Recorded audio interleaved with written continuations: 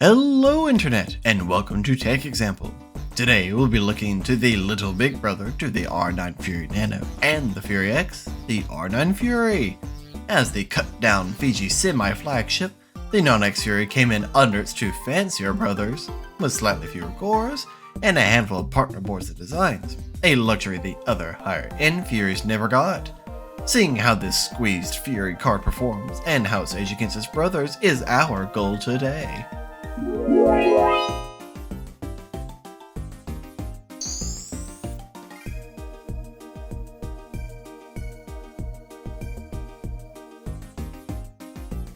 Following up on GCN 2, the Fury lineup of cards utilized GCN 3, which added a few new instructions, added some better lossless color compression, and some swanky new HEVC decoding.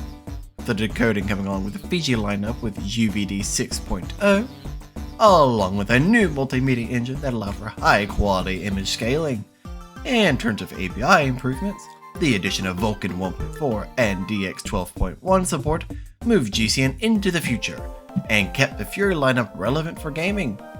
The improvements to tessellation helped in most games at the time.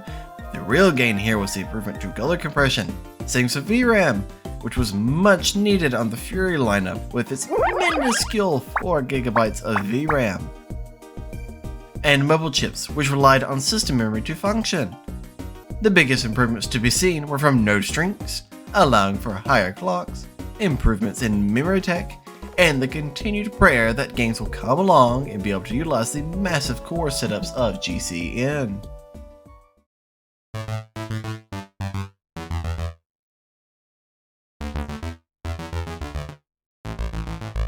Boasting the same Fiji chip based upon the GCN3 architecture as the rest of the Fury family, the plain Jane Fury loses a few compute units in the lineup shuffle, dropping from the fully unlocked 4096 cores its siblings wailed down to a more pedestrian 3584.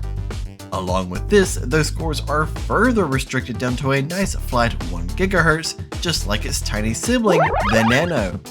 It does keep the same 4GB of HBM at 500 MHz and on that massive 4096-bit bus as the rest of the family. It also borrows the same 2x8 pin power connectors as its bigger brother, the Fury X, but with a TDP of 270 watts. My particular card, the Sapphire Nitro, comes with a dual BIOS, allowing switching between a 1050 MHz stock or a 1020 MHz stock clock.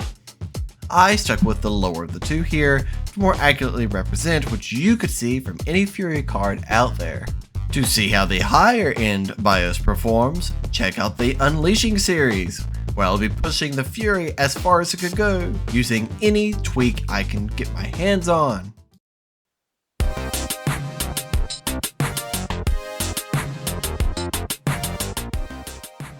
Starting off with the Performance Mark suite of tests, we come back with a score of 1020 in the 2D test, the same as the Fury Nano, and very close to the RTX 3060. All that really means is the card handles basic Windows style tasks like image manipulation, color correction, etc. In the 3D test, we're seeing 10165, placing the lower tier Fury as 9.8% faster than the Nano. This is the start to a fascinating pattern with the Fury family of cards I hope to dive further into in the future.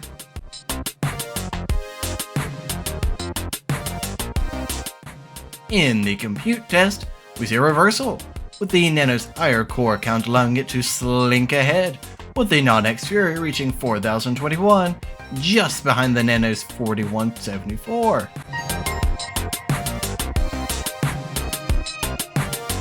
Moving onwards to for Mark II, at 1080p, we see the plain Fury hit 5,546 points, letting it run far ahead of the Nano's 4,174. This is to be expected, of course, since the Nano is operating at nearly half the total power limit of the Fury. At 1440p, the Fury hits 3,683, averaging 61 frames a second. At 4K, the Fury only manages to hit 1818, with the Nano falling even further behind at only 1570. putting the Fury at 15.8% ahead of the Nano. The objective with the first mock test is to see how a particular card scales with power usage, and this is no more apparent than with the Fury set of cards. The Nano, despite having more processing units, and only a 2% difference in max clock speeds, the cheap Fury pulls farther ahead with its higher power limits. Let's see how it holds up in further test. With the 3D Mark Suite, we test DirectX feature sets, with Firestrike Extreme testing DX11 performance. Here, the Fury hits 7,459, placing it 2.7% ahead of the Nano. The higher power limit and slightly higher clocks only just allow the normal Fury to outplace the Nano with its higher core count. The DX12 test, Time Spy, shows the Fury hitting 4,628, well outpacing its smaller sibling card at 4,173, placing the non-X Fury at 10.9% faster. The Fury shows its strength here, able to best its higher core count and higher priced sibling by broad strokes.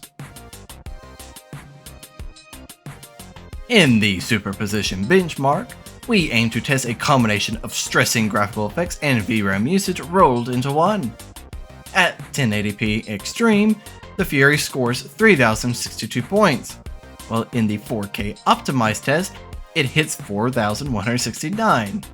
A decent showing for the Fury, with no real complaints. Its clocks stay pegged at the clock ceiling, never dipping, no heavy stutters, even when it runs out of VRAM here. It is a well-performing card, and I hope to see that hold up in actual gaming.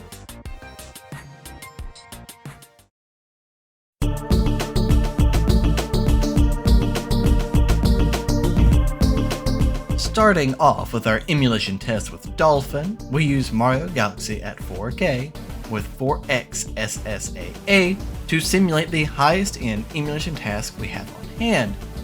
Here, the Fury reaches 31.9 frames per second on average, with 1% lows at 22.2 and 0.1% at 19.4. While not a smooth experience, and certainly not one I could recommend, turning off SSAA would almost certainly help drastically and bring those frames back into decent territory. It's ever so slightly faster than the Nano here, being about 4 frames per second faster on average.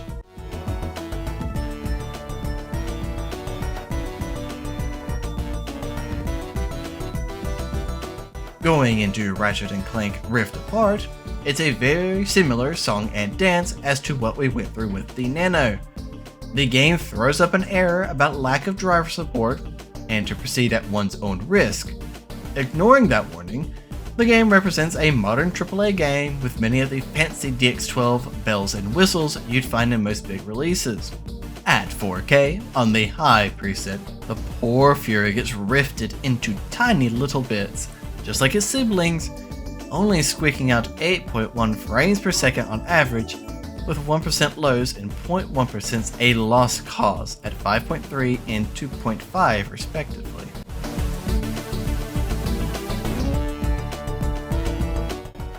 At 1440p, it's not much better, seeing an increase of the averages to 15.1 frames per second on average, 1% lows at 8.6, and 0.1% lows at 6.3.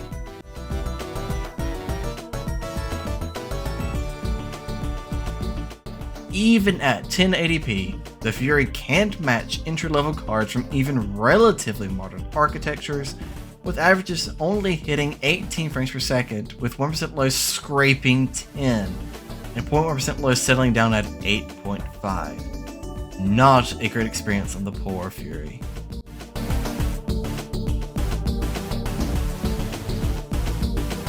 Moving into Slime Rancher 2, with the purpose of seeing how these cards handle more open world games, we start with the 4K results at high, where the Fury scores 31.9 frames per second, with 1% lows at 6.5.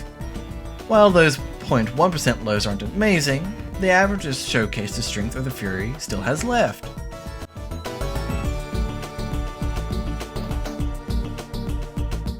At 1440p, averages increase to 36.6, with 1% and 0.1% lows rising with it.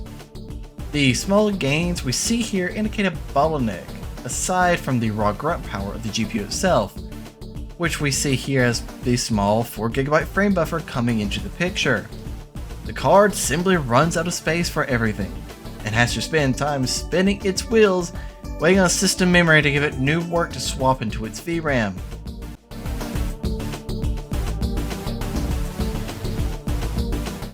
That would help explain why, at 1080p, the average nearly doubles to 55.4, with 1% lows rising all the way to 45.7, above the averages of 1440p. The 0.1% lows stay near 10 FPS, curiously enough.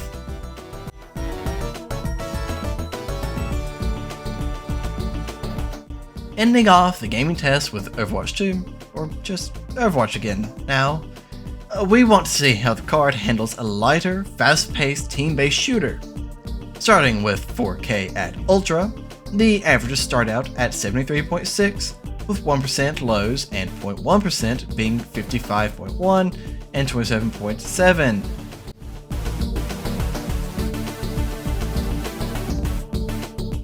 Moving on to 1440p, we see averages and 1% lows barely budge, sticking to 74 and 50.5. The 1% lows, however, jumps up to 45.5, giving it a much more stable experience overall.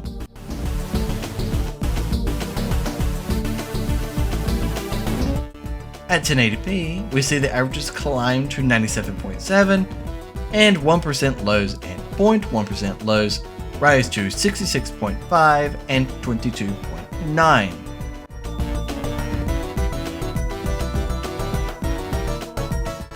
While the 1% lows dropped, most likely due to a storage request or a VRAM request, since the cards stay pegged at full memory usage in all three scenarios, it's still a very playable experience, but one where I wouldn't recommend going above 1080p on this particular card.